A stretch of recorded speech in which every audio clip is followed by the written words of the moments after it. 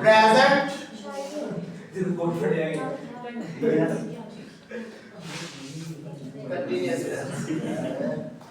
बेटा present continuous tense क्या है ना, बेसिकली ये वाला टेंस हम इस्तेमाल करते हैं कंटिन्यूड एक्शन को शो करने में, प्रेजेंट में किसी कंटिन्यूड एक्शन को शो करने में। यानी कि कोई काम अभी शुरू होगा, अभी प्रेजेंट में शुरू होगा, कुछ अर्से तक जारी रहेगा और उसके बाद फिर खत्म हो जाएगा।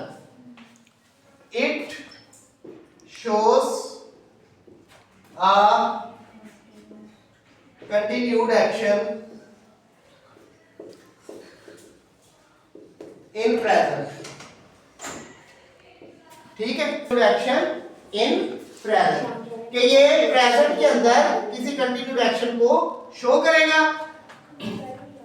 अमूमन ये बेटा रहा है वाले फिक्रे होते हैं, रहा है, रही है, रहे हैं वगैरह वाले फिक्रे होते हैं।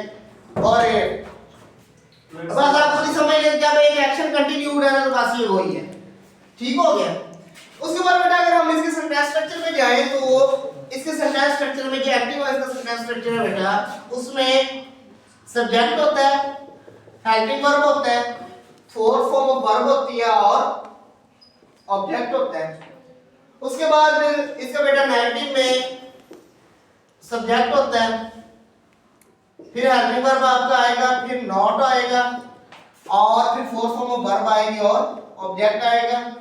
जब आप इसको इंटरोगेटिव में लेके जाएंगे आपका हेल्पिंग वर्ब आ जाएगा, बाय सब्जेक्ट आएगा और फिर fourth form of verb and sir ING किसके साथ आएगा? ये फोर्थ फॉर्म ही आईएनजी फॉर्म है। फोर्थ फॉर्म जो है ना, इसी को ही आईएनजी फॉर्म जो है इसी को ही फोर्थ फॉर्म कहते हैं। ठीक है, ये बात आपने माइंड में रखनी है। ये वर्ब प्लस आईएनजी वाला कांसेप्ट हमारे पास है, पाकिस्तान में है। ये गोरे को नहीं पता इस कांसेप्ट का। तो जेड़ा शुरू का इंग्लिश में करीदा है ना, गोरे को आपको पता लग गया तो वो खुदकुशी कर ले। ठीक हो गया ना। तो अब यहां पर बेटा हेल्पिंग वर्ब में आप ये चीज देखनी है कि इज है बेटा, एम है और आर है। तीन हेल्पिंग वर्ब होते हैं हमारे पास प्रेजेंट में। और जब हम वर्ब कर रहे थे लास्ट टाइम, वहां पर मैंने आपको हेल्पिंग वर्ब का एक फंक्शन बताया था। Could anyone recall it? सोचे जरा। छुट्टी बता। मकतबे इश्क का दस्तूर क्या अल्लाह है, क्या बात है। उसको छुट्टी ना मिली जिसने सबक याद किया। हाँ जी, हेल्पिंग वर्ब का एक फंक्शन था, सोचे जरा, हल्का सा माइंड बेस हो दे। एक मिनट में अभी देखता हूँ।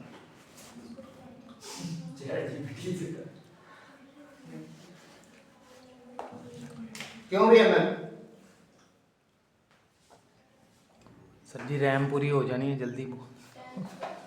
नहीं होती। हेल्पिंग वर्ब जो है ना, वेरी गुड, शाबाश। ये जो है बेटा हेल्पिंग वर्ब है ना, ये हमेशा टाइम का बताता है, टेंस का बताता है। टाइम या टेंस का बताता है हेल्पिंग वर्ब। ठीक है ना, समझ आ गई बात? अब यहाँ पे हेल्पिंग वर्ब बेटा जहां पे भी इज एम आर का हेल्पिंग वर्ब होगा, इसका मतलब है कि ये बात अभी प्रेजेंट कंटीन्यूअस टेंस की। यानी कि अगर प्रेजेंट कंटीन्यूअस टेंस नहीं करेंगे इन केस, तो वो सिंपल प्रेजेंट टेंस जरूर होगा। जैसा कि अब ये देखिए ना, the mother loves the children. अब ये देखो, अभी आ जाता है बेटा। अब जब इसका मैं इसको पैसिव वॉइस में लेके आया हूं ना, the children are loved by the mother. अब बेटा इधर देखिए, अब यहां पर आर आ तो गया है, लेकिन ये कंटिन्यूड नहीं आ गया। इस चीज में आपने कंफ्यूज नहीं करना है इस चीज को। ठीक है, ये इसका मोड था, ये इसका पैसिव वॉइस का मोड था, ये इसका एक्टिव वॉइस का मोड था। ठीक हो गया। अच्छा बेटा, इस एम आर इसके हेल्पिंग वर्ब है। ठीक है, और इस जो बेटा ये ही, शी, इट, सिंगल नाउन इनके साथ आप यूज करेंगे। और एम जो है ये पूरा यानी कि इंग्लिश के जो कोई 1.5-2 लाख अल्फाज है ना, ये एम एक वाहद ऐसा लफ्ज है जो इसी टेंस में आई के साथ आता है और इसका कोई इस्तेमाल ही नहीं है। ये आई के साथ जुड़ा हुआ मिलेगा जब भी मिलेगा। और आगे बेटा आर जो है उसमें वो कहाँ पे आएगा? वी, दे, यू और प्लूरल नाउन, मतलब एक से ज्यादा। हाँ जी। सर आई के साथ इस पे तो आ सकता है। इस कैसे लेके आए बताओ? I is alphabetic letter. I is alphabetic letter. बेटा वो तो आने को कब ज़ाहिर सी बात है, तो उसमें सेंस भी तो देखो ना। वहां पर आई जो है, ये आई जो है ये यहाँ पर एज अ नाउन आ रहा है, प्रोनाउन तो नहीं आ रहा। जब आई एज अ प्रोनाउन भी आ रहा तो फिर हम इसको उस तरह यहाँ पे, क्योंकि जब भी अमूमन आई का मतलब दिया जाता है वो ये दिया जाता है कि मैं मीनिंग में लिया जाता है, इसको इसमें ज़मीर उर्दू में बोलते हैं, प्रोनाउन जिसे हम कहते हैं, ये प्रोनाउन के तौर पर बोला जाता है। वहां पे तो इसको आप कर लो, ए जो है उसके साथ A is a vowel, B is a consonant, इस तरह से वो तो एक अलग चीज बन जाती है। आई का प्रॉपर जो यूज है उसके मुताबिक हमने देखना है इसको। अच्छा अब बेटा सबसे जो आसान टेंस है ना, टेंसेस के अंदर 2 टेंस बड़े आसान हैं। एक ये प्रेजेंट कंटीन्यूअस और पास्ट सिंपल पास्ट जो है, ये 2 टेंस अगर आपको इसके स्ट्रक्चर की थोड़ी सी समझ हो ना, आप बड़े अच्छे तरीके से अपने पेपर को कॉन्फिडेंटली कर सकते हैं। अच्छा अब इसको सेंटेंसेस में यूज करना है आपने। फॉर एग्जांपल आज बारिश भी हो रही है, इट इज रेनिंग, तो फहमी ना, इट इज रेनिंग, ठीक है। और ये मैं अनकट पोस्ट करता होता हूँ ऐसे ही, इतना टाइम नहीं होता मेरे को खबर दा, मुझे सेंड कर दिया करें। इट इज रेनिंग, बारिश हो रही है।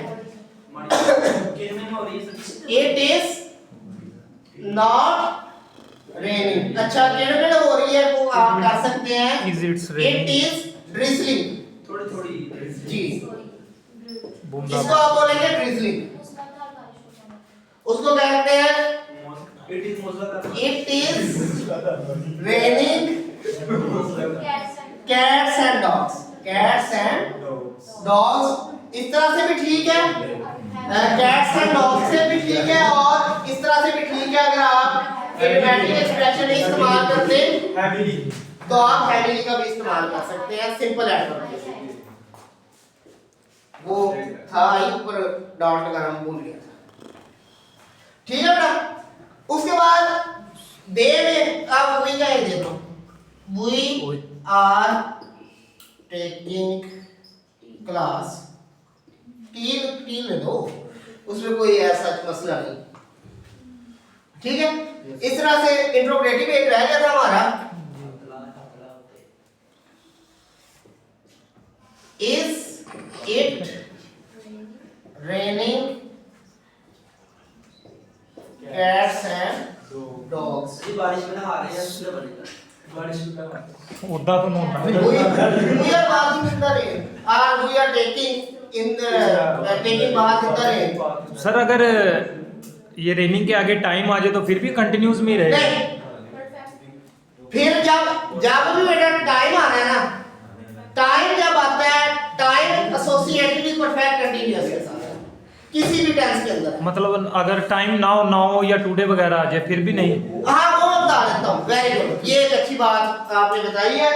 और इस टेंस को पहचानने का तरीका भी है कि बेटा नाउन जो है ना, अगर आप ना, ये सारे हैं एडवर्ब। अब आपने वो वाला एडवर्ब जो एडवर्ब ऑफ टाइम है और वो अभी के प्रेजेंट टाइम को प्रेजेंट कर रहा है, क्योंकि प्रेजेंट कंटीन्यूअस टेंस बेसिकली बेटा ये इस चीज से एसोसिएटेड है कि ना तो टाइम चेंज हुआ है ना ही जगह चेंज हुई है। एक लेवल तक एक सर्टेन डायरेक्शन में एक वक्त में एक काम शुरू होकर प्रेजेंट में अभी तक जारी रहकर मुकम्मल हो जाएगा। जब ये, और यही प्रेजेंट कंटीन्यूअस टेंस जो है ना, जब ये मुकम्मल हो जाता है तब ये वो बन जाता है, प्रेजेंट परफेक्ट टेंस बन जाता है।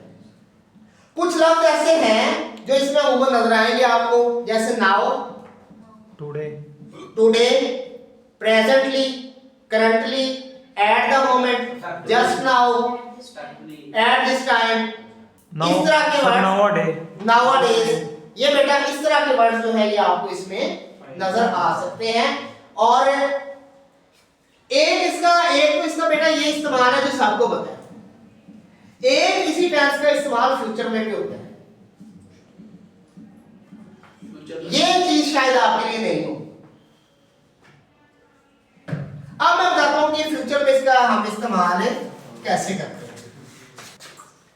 अच्छा, एक बेटा इसका टाइम ना फ्यूचर में आपको सिर्फ मैं इतना बता दूं, इसको फ्यूचर में किस तरह से आपने लेके जाना है। देखो, I shall go to Lahore tomorrow, ING हट गया। ठीक है, सुन लो ना, ये तो था future indefinite. I am going to Lahore tomorrow, ये भी अब फ्यूचर है, वो भी फ्यूचर है। अब इन दोनों फ्यूचर्स में थोड़ा सा फर्क है, ठीक है। ऐसी चीज सुन ले, ऐसी चीज जो फ्यूचर में आपकी फिक्स हो चुकी हो, पक्की हो चुकी हो और आपने वो काम करना हो, मंगड़ी नहीं इससे मुराद ठीक है ना, इससे मुराद कोई आपका प्रोग्राम, कोई प्लान जो आपका, यानी कि वो वाला प्रोग्राम या प्लान जिसको आप बस अटेन करने लगे हैं। विषय का बेटा तो बताने दो, विषय का बताता हूँ।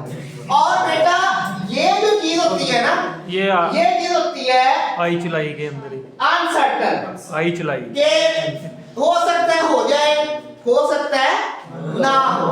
अब कैसे? फॉर एग्जांपल मैंने कहा कि I am going to Lahore tomorrow, इसका मतलब है कि मैं अपना बंदोबस्त कोई करके बैठा हूँ, मैंने कोई ट्रेन की टिकट बुक कर ली, कोई बस की टिकट बुक कर ली, पीछे मेरे पास एक रीजन है। सॉरी, अब ये क्या है कि आई shall go to Lahore tomorrow, इसका मतलब ये है कि अभी ना सिर्फ एक मेरे माइंड में ख्याल है, उसको मैंने अमली जामा नहीं पहनाया, ना मैंने डेमो वालों को फोन किया, ना मैंने कोई ट्रेन की टिकट का बंदोबस्त किया, सिर्फ एक प्रोग्राम बना लिया। और ये चेंज भी हो सकता है, ये रिट्रीवेबल होता है कि ये रिट्रीव हो जाएगा, ये बदल जाएगा, मतलब ये टुडे पे भी आ सकते हैं। हाँ, ये टुडे पर भी आ, जबकि ये वाला जो है ये कंफर्म है, ये कंफर्म होता है, बस इतना सा इसमें फर्क है। और ये इस्तेमाल हमने पता कब करना है, ये वाला स्ट्रक्चर आपने कब इस्तेमाल करना है। इस स्ट्रक्चर को आपने कब इस्तेमाल करना है, जब आपके पास फ्यूचर कंटीन्यूअस का कोई ऐसा टेंस आ जाए जिसके अंदर आप कोई मंसूबा साजी दे रहे हो, we are going to announce this. तो आप लोगों ने एक और चीज भी देखी होगी, अमूमन ये जो एंटर और कंपेयर्स होते हैं वो अमूमन यूं कर रहे होते हैं, now I am going to invite ji mister Ali Sher for receiving this award.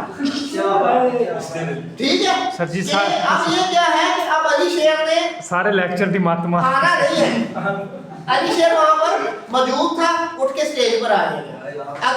अगर ये कहा जाए Ali Sher will be awarded ji, this award, अब इसका क्या होगा कि अभी हो सकता है कोई नए कैरेक्टर किसी की एंट्री हो जाए, बल्दिया का अवार्ड, इंसान की एंट्री हो जाए, बल्दिया का अवार्ड मिलेगा सर इसमें। ठीक है, समझ आ गई? यस पता चल गया बेटा? Yes sir. चलो